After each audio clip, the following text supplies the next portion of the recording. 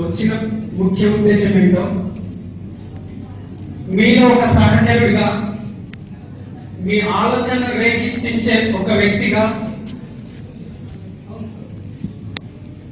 భారతదేశంలో ప్రతిసారి ఎన్నికలు అయ్యేటప్పుడు 65 నుంచి 70% వరకు 65 to 70% వరకు మాత్రమే పోలింగ్ అవుతుంది. మిగతా 30 కోట్ల మంది ఓటుకు దూరంగా ఉన్నారు. ఐరోపా ఖండంలో ఉన్నటువంటి ఐరోపా దేశాలతో దాదాపు సగం దేశం జనాభాతో ఆ జనాభా సమానం. ఈ రోజు రాష్ట్రంలో జరుగుతున్నటువంటి పోలింగ్ ఈ ఎన్నికల ప్రక్రియ 38 లక్షల మందిని ఉద్దేశించి వాళ్ళని ఎన్రోల్ చేసుకోవాలనే ఉద్దేశంతో మనం ఈ కార్యక్రమం చేపడుతున్నాం. నాకు వచ్చినటువంటి ఈ ఆలోచన మొదట శేఖర్ రెడ్డి సార్తో పంచుకున్నప్పుడు ఈ ఆలోచన మేము CEO గారు బన్వర్లాల్ గారితో లెటర్ రాసి ఈ కాలేజ్ మేము వెళ్తున్నాం, మీరు వెళ్ళగలరా, మీరు కూడా వెళ్ళండి అనేసరికి వాళ్ళు వెంటనే మీడియా ముందుకు వచ్చి మేము కూడా కాలేజ్ టు కాలేజ్ వెళ్ళేసి అన్ని చేస్తామని ప్రభుత్వం తరఫున వాళ్ళు చేశారు. ఈ రోజు భారతదేశంలో 5,68,000 గ్రామాలు ఉన్నాయి.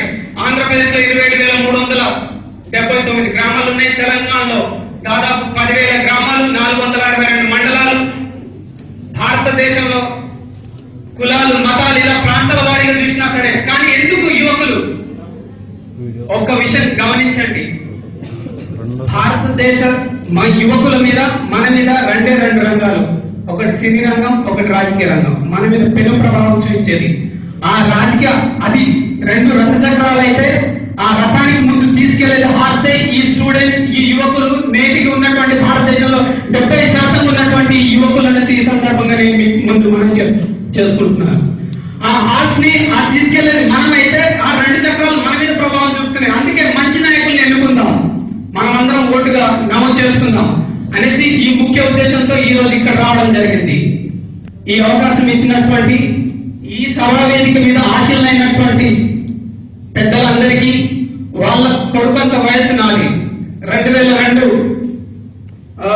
10th చదువుకున్నప్పుడే అదే స్టేజ్ లో నేను పాలిటిక్స్ లో వెళ్ళాను.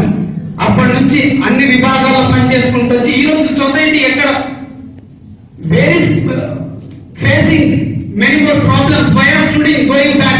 Where youth people they are running towards foreign countries. అవన్నీ బాగా అబ్జర్వ్ చేసి నా ఫ్రెండ్స్ అందరూ ఈ రోజు అమెరికా, UK, US లో ఉన్నారు. కానీ నేను ఎందుకు వెళ్ళలేదు, ఇక్కడ సొసైటీ బాగా చేద్దామని. మేము యువకులు అందరం కలిసి ఫౌండేషన్ పెట్టాం. మాకు పెద్దవాళ్ళ సహకారం లేదు, మాకు మేమే సహకారం, మాకు మేమే ఒక ఆయుధంగా ముందుకు వెళ్తున్నాం. మీరు కూడా మీరు మాకెవరు లేరని సొసైటీని పట్టించుకోకుండా ఉండకండి.